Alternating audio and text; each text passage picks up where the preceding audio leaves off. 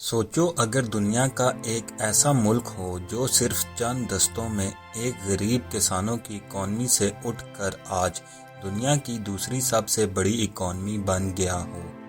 جہاں ایک وقت میں لوگ بائی سائیکل سے سفر کرتے تھے، وہاں آج دنیا کی سب سے تیز بلٹ ٹرینز چلتی ہیں۔ جہاں کبھی لوگ روزگار کے لیے جنگ کرتے تھے، وہاں آج دنیا کی سب سے بڑی مینوفیکچرنگ انڈسٹریز ہیں۔ یہ کہانی ہے چائنا کی، ایک ایسی طاقت جو چپ چاپ مگر بہت ہی پلان کے ساتھ سپر پاور بن چکی ہے۔ اس کہانی میں راز بھی ہیں، سیکریفائس بھی، سٹرگلز بھی، اور ان کے پیچھے چھپی ایک سٹریٹجی جس نے پوری دنیا کا نقشہ ہی بدل دیا۔ لیکن سوال یہ اٹھتا ہے، کیا چائنا کا سپر پاور بننا دنیا کے لیے خوشی کی بات ہے یا خطرہ؟ کیا یہ ترقی انسانیت کے لیے بہتری لائی یا صرف کچھ حکمرانوں کے لیے؟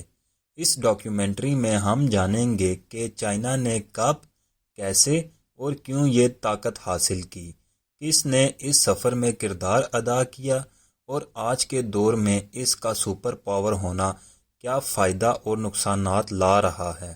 چائنا کا سپر پاور بننے کا سفر 1949 میں پیپلز ریپبلک آف چائنا کے قیام سے شروع ہوتا ہے، جب چیئرمین ماؤ زیڈونگ نے کمیونسٹ ریولوشن کے بعد بیجنگ میں حکومت سنبھالی۔ اس وقت چائنا ایک کساندار اور پچھڑا ہوا ملک تھا، جہاں لوگوں کو روٹی ملنا بھی مشکل تھا۔ ماؤ کا مشن تھا ایک سوشلسٹ اسٹیٹ بنانا جہاں سب برابر ہوں، لیکن ان کے گریٹ لیپ فارورڈ اور کلچرل ریولوشن جیسے ایکسپیریمنٹس نے چائنا کو اور زیادہ گرایا۔ ملینز لوگ بھوک سے مر گئے اور اکانومی بالکل کولیپس کر گئی۔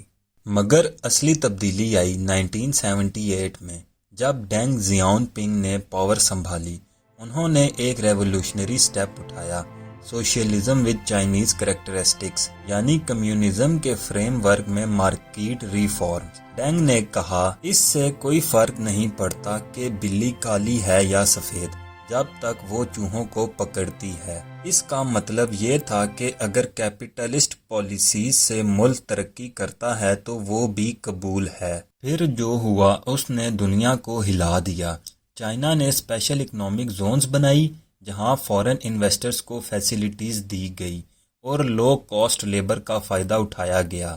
شینجن جیسے شہر ایک فشنگ ولیج سے ملٹی ملین میٹروپولس بن گئے۔ 1980s اور 90s میں چائنا نے دنیا کے لیے سستی مینوفیکچرنگ ہب بن کر اپنی اکانومی کو سپر چارج کر دیا۔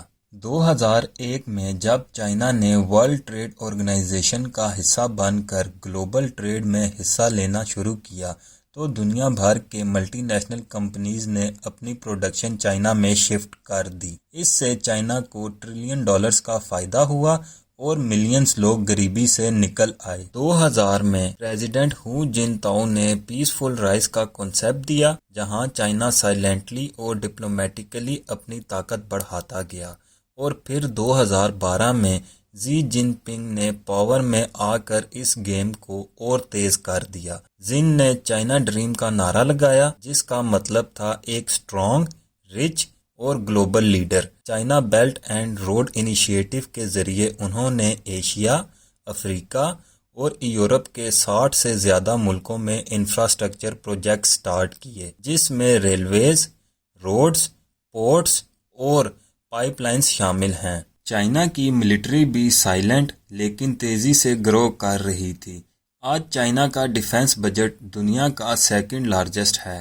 اس کی ملٹری ٹیکنالوجی، ڈرونز، ہائپرسونک میزائلز اور نیول پاور ریپڈلی امریکہ کے برابر آ رہی ہے۔ ٹیکنالوجی کی فیلڈ میں بھی چائنا نے کمال کر دیا۔ ہواوے، ٹک ٹاک جیسے ٹیک جائنٹس نے دنیا میں کمپٹیشن کو ہلا دیا۔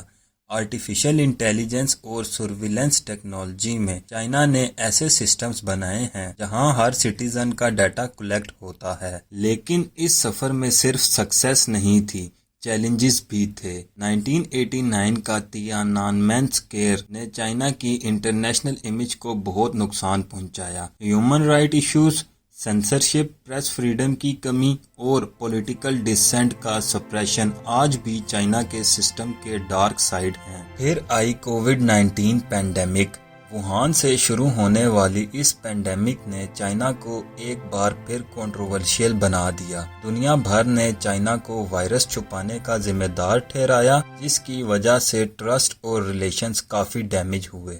لیکن چائنا نے پینڈیمک کے باوجود اپنی اکانومی کو پہلے ریکور کیا اور 2021 میں ان کی جی ڈی پی $17 ٹریلین تک پہنچ گئی۔ اس وقت امریکہ اور چائنا کے درمیان اکنامک، ٹیکنالوجیکل اور ملٹری کولڈ وار جاری ہے۔ ٹریڈ وار، Taiwan crisis, south China Sea dispute اور سائبر وارفیئر کے ایشوز نے گلوبل پولیٹکس کو اور انسٹیبل بنا دیا ہے۔ چائنا کا سپر پاور بننا صرف اس کی اکانومی یا ملٹری کی وجہ سے نہیں، بلکہ ایک لانگ ٹرم اسٹریٹجک پلاننگ کا نتیجہ ہے۔ کمیونسٹ پارٹی آف چائنا کی سینٹرلائزڈ اور اتھارٹیرین سسٹم نے ڈیسیژن کو فاسٹ امپلیمنٹ کرنے کی ایبلٹی دی، لیکن اسی سسٹم نے freedom of expression, minority rights اور ٹرانسپیرنسی کو سیکریفائس کیا۔ ایک اور ٹوسٹ یہ ہے کہ چائنا کا ریپڈ گروتھ انوائرمنٹ پر بہت برا اثر ڈال رہا ہے۔ پولیوشن، اوور انڈسٹریلائزیشن اور کلائمیٹ امپیکٹ ان چیلنجز میں سے ہیں جو چائنا کے لیے فیوچر میں بہت بڑا سر درد بن سکتے ہیں۔ تو کیا چائنا کا سپر پاور بننا دنیا کے لیے اچھا ہے یا خطرناک؟ جواب سمپل نہیں ہے۔ ایک طرف یہ ترقی کا ماڈل ہے جہاں پلاننگ، محنت اور لانگ ٹرم ویژن نے ایک غریب ملک کو دنیا کے ٹاپ پر لا دیا، لیکن دوسری طرف یہ ایک اتھارٹیرین ماڈل بھی ہے جہاں ڈیموکریسی، فریڈم اور ٹرانسپیرنسی کی جگہ کنٹرول، سینسرشپ اور سرویلنس نے لی ہے۔ چائنا نے دنیا کو دکھایا کہ کسی بھی ملک کو سپر پاور بننے کے لیے صرف طاقت نہیں بلکہ اسٹریٹجی، پیشنس اور ڈسپلن کی ضرورت ہوتی ہے۔ لیکن اس سفر میں اس نے کئی ویلیوز اور رائٹس کا کمپرومائز بھی کیا۔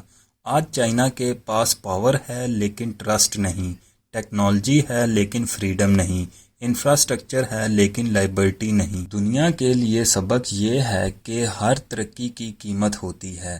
چائنا کی کہانی انسپائر بھی کرتی ہے اور وارن بھی۔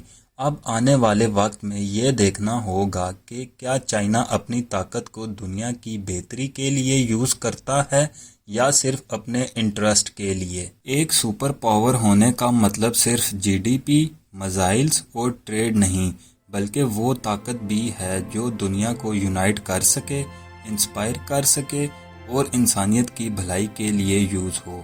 کیا چائنا اس مقام پر پہنچ پائے گا؟ یہ وقت ہی بتائے گا۔